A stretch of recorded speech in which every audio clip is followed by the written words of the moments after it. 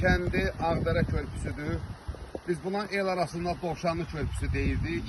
Yəni Xaçın çayının üzərində olanda Vəh tərəfdən gələn yolda birinci körpüdür. Bundan sonra ikinci körpü Kəngərli kəndindədir. Ondan sonra Qərbət kəndindədir. Sonra Şahbəllərdən sonra Ləmbərən ərazisindədir. Və gördüyünüz bu Xaçın çayıdır. Xaçın çayının mənbəyi gördüyünüz kimi Qız dağlarından gəlir. Narışlar kəndindən gəlir və axıb kürə tökülür. Bu körpüdən cavan vaxtı, uşaq vaxtı çox keçmişik, çox gəlmişik. Bu Xaçın elə bir çaydır ki, buna çox minerallı sular qoşulur. Xaçının özünün suyu demək olar ki, can dərmanıdır.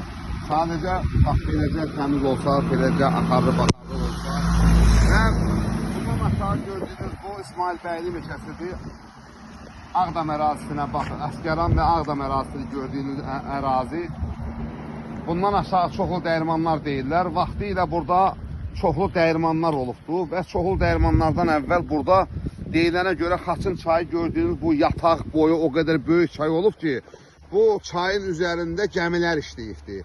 Hətta bizdən bir nəfər Türkiyəyə əsir düşən kimi gedibdir 2-ci Dünya müharibəsində.